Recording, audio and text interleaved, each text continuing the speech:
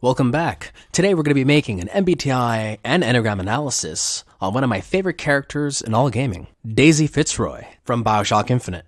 And as usual, if you haven't played the game, please do, or you're going to be extremely lost. Also because the game is really good. Just do it. Don't let your dreams be dreams. To kick off this video, we're going to be looking into some lore. Who is Daisy Fitzroy? Well, she's a main side character who is both a villain and a hero to our protagonists. Her birthplace was unknown, as were her origins, so we can't speculate about her upbringing or her past life. But we do know that Jeremiah Fink procured her and brought her to Columbia, intending to use her for menial labor within the city. As you can imagine, she was not very happy with this, but she obliged for a short period of time. During that time, Lady Annabelle Comstock employed her and had Daisy work as her maid. This worked well for Daisy. She ended up respecting Lady Comstock because she treated her with respect. Alas, that respect was short-lived. One day she found Lady Comstock dead, and she was wrongfully accused by her murderer, Zachary Hale Comstock. Fitzroy managed to escape and eventually founded the Vox Populi. She then was captured by local authorities years later in Finkton. This led to her being interrogated by Dr. Francis Pinchot, who found out that she had genius-level intellect, surpassing his. This resulted in the scientific community of Columbia declaring her a threat, thus wanting to lobotomize her in order to make her more servile. Her intelligence surpassed Dr. Pinchot, and he feared that lobotomy would render her useless, thus tried to stop it. We'll be continuing this story in our analysis of her dominant function, extroverted thinking. Daisy Fitzroy is an exceptional TE user. She's ambitious, intelligent, structured, and she knows how to turn situations to her advantage and quickly. To continue this story, we'll be seeing the first example of her TE usage. As Dr. Pinchot disagreed with the Columbian scientific community, Daisy formulated a plot to escape. She would use Pinchot and then eliminate him. This plan would succeed. She asked him for help and lured him into bringing her the keys to escape, and then shot him to tie up loose ends. Ruthless and efficient, Daisy then planned her revenge against the founders. To accomplish this, she quickly raised an army using her voice of reason, telling them that they are tools to be used and discarded like she was. You ain't a person it is. You're a tool.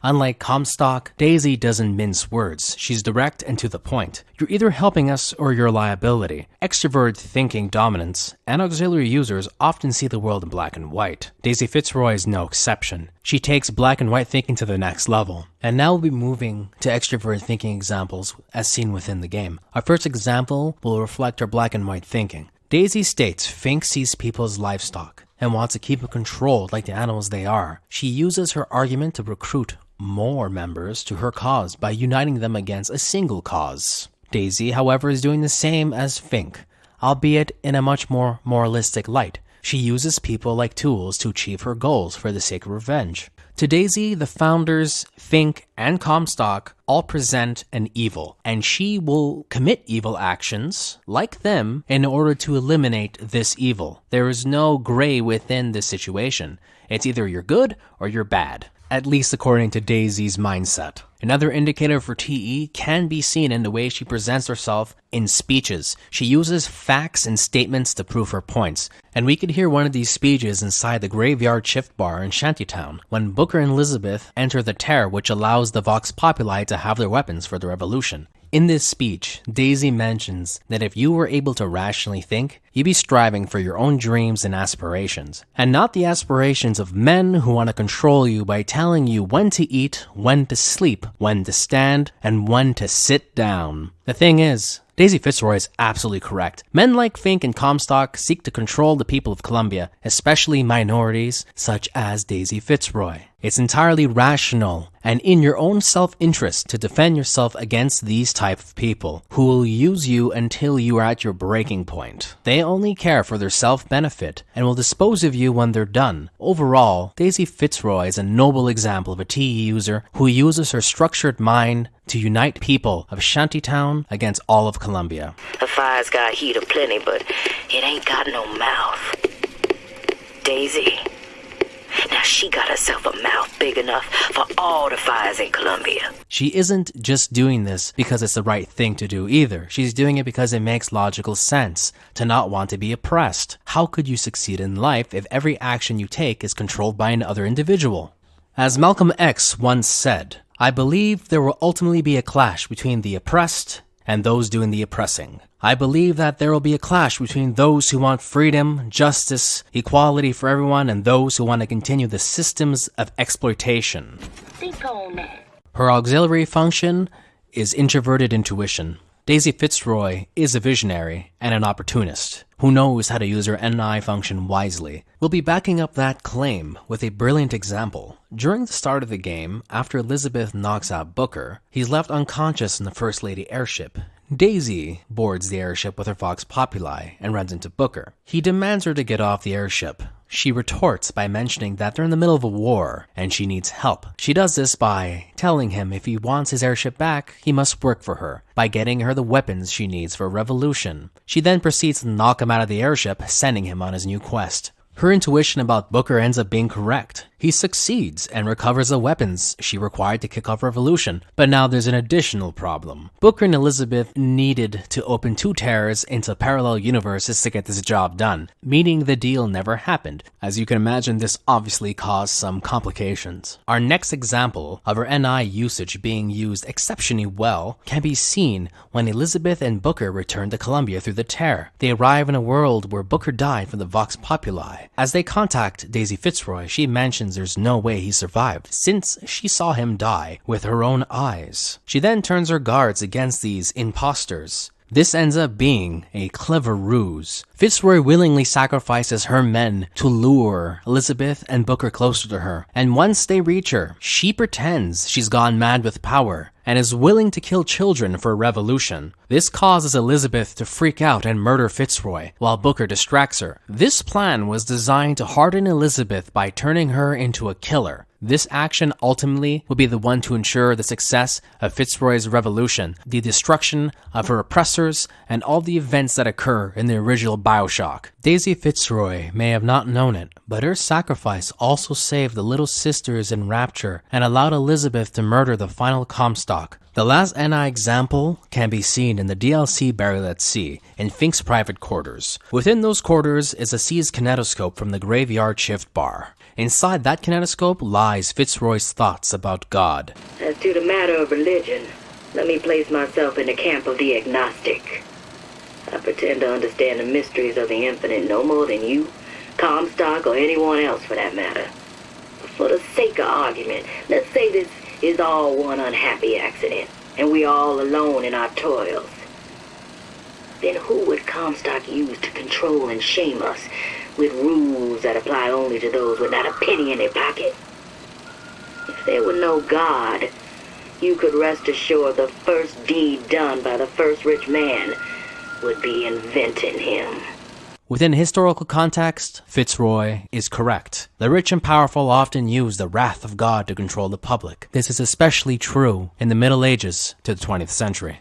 Her tertiary function is extroverted sensing. Daisy Fitzroy doesn't seem too interested in her SE function and prefers to use her dominant and auxiliary functions. However, that doesn't mean she completely neglects it. We could often see her SE function within her actions. These actions are usually caused by a TE-SE loop. They often end up being violent because that's the quickest way to get results. To Daisy, actions are louder than words. Sure, you can reason with people, but will it get you what you want right away? The answer is no. Therefore, take action. She keeps this mentality throughout the game. Most of these actions can be seen in how the Vox Populi functions. She's instructed them to act first by killing everyone and then decorate the area with red, claiming to be their territory now. Her tactics are basic. Overwhelm the enemy, do what you gotta do, execute the ones who don't cooperate. But SC isn't always violent when used in an unhealthy way. She also uses it within her speeches, which often loop between her TE and her SE. She'll often go on about the facts, and then she'll refer to the actions that the founders have taken against minorities to convince them that fighting is their only choice. And speaking of speeches, our final example will be of a speech. This speech can be heard in Shantytown after Elizabeth and Booker return the weapons of the Vox Populi. In this universe, Booker died, and Daisy Fitzroy can be seen making a speech about him. She mentions how Booker died for the cause, and now we must stand true to the cause by killing Jeremiah Fink, to only relate it back to Booker's death. With that logic, she's suggesting because Booker died for the cause, we must also sacrifice our lives like he did, because that's the truest way to show your dedication to the cause. After all, he's the hero. Don't you want to be a hero? And her inferior function is introverted feeling.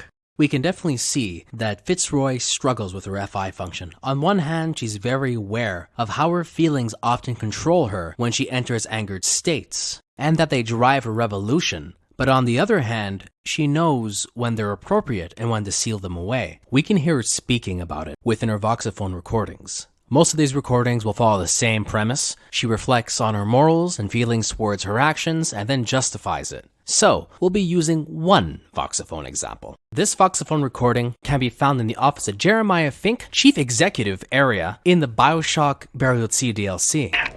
Fear, hatred, people dying every day. But how many more will suffer if we rise up? Violence begets violence, I know this. I've seen this.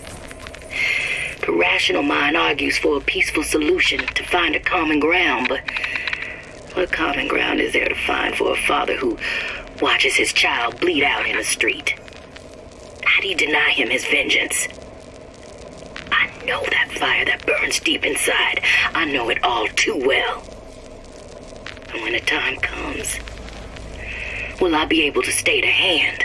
And from the actions we've seen within the game, Daisy Fitzroy could not stay the hand. Instead, she gave in to her feelings and led a revolution very much knowing she would hurt others in order to achieve her goals. She does, however, redeem herself within our last example. This final example occurs when the Luteces let her know she must make Elizabeth think she will harm Fink's son, so she could have her revolution succeed. That action was driven by her NI function to piece together the puzzle for the long term, but it was completely inspired by her FI function. Her moral code will not be broken. Even with all the anger in her heart, Daisy never planned on hurting children, especially Fink's child, because he did nothing wrong. I will not hold the son to account for the deeds of his father. And that, ladies and gentlemen, wraps up our MBTI segment of Daisy Fitzroy.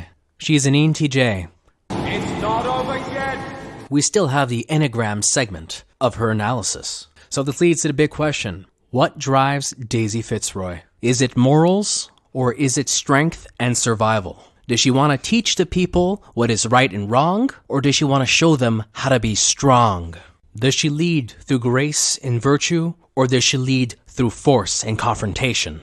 I think the answer is a little clear here. Daisy Fitzroy is an Enneagram 8, and she's right in protecting herself. She shouldn't be controlled by others. After all, the basic fear of Enneagram 8 is to be harmed or controlled, and Daisy Fitzroy very much shows this. She in fact shows us so much that she projects these values and views onto others, which isn't necessarily a bad thing because they are in a situation where they're being forced and controlled. So this Enneagram is perfect for this situation. Her wing, however, is 9, and this adds a touch of calmness to her character. Almost like fire and ice. The fire is the 8, it goes, goes, goes. And the 9 is the part that pulls away, it's the ice. It stops things in motion. This puts Daisy Fitzroy almost at war with herself. On one side, she wants to defend people and show them that they can be strong. On the other side, she wants to show that being introspective is also equally important. This is why she questions her morals and decisions. She needs to know whether they're right or wrong in order to bring herself comfort. And that is one of the most important things to 9s in general, inner peace. And that concludes the Enneagram analysis. She's an 8-wing 9. I really don't know if she's unhealthy or healthy. If you look at just BioShock Infinite, someone could perceive her as unhealthy because she's being so violent and fighting people. But if you look at Burial at Sea, you can see a very introspective character who's reviewing their choices. I was Columbia's victim, and victimhood begets shame. What do I have to offer this revolution except my own dark motivations? When all is said and done, what's more important to me? The people I want to save? Are those I want to murder in their beds? And that wraps up the MBTI and Enneagram analysis of Daisy Fitzroy. As usual, if you like what you see, like the video, share the video, do all the crazy YouTube things, and subscribe to my cult. The cult of MBTI. Anyways, other than me just being a weirdo, I'd like to thank you once again. Have a very nice evening, day, or night.